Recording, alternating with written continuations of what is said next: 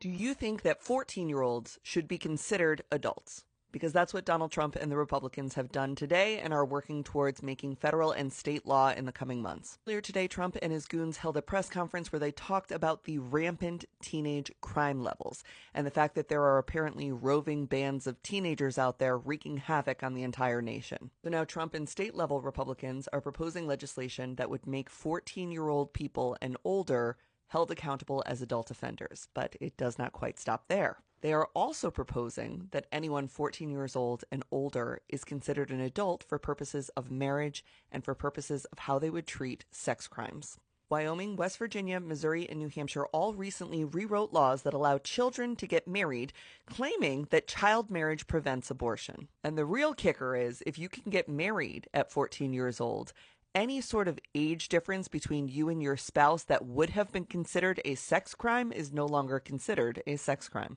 The Utah Republican State Senate President J. Stewart Adams just used his power because his 18-year-old relative was accused of raping a 13-year-old, so he changed the law in Utah to say that if an 18-year-old rapes a minor, as long as that 18-year-old is still enrolled in high school, they're treated as a child offender and not as an adult offender, which made that crime of his 18-year-old relative raping a 13-year-old a misdemeanor, like a slap on the wrist, as opposed to a felony. Make no mistake, this narrative that the Trump administration is spinning that there are rampant bands of teenage criminals terrorizing the nation is nothing more than cover for the fact that they're trying to make the age of consent for marriage 14 years old. The whole thing is wrapped in trying to make 14-year-olds 18-year-olds.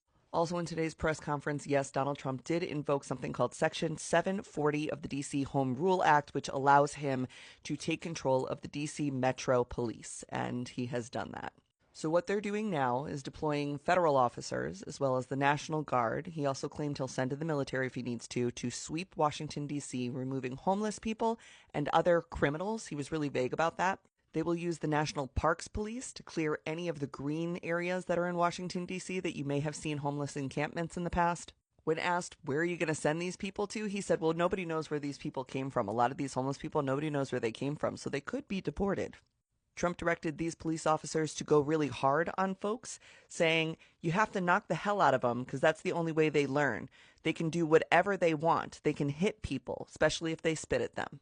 So we'll keep following the federalization of Washington, D.C. and what's going on there. But do not let this story about them trying to make 14-year-olds adults so they can marry them or incarcerate them slip by you.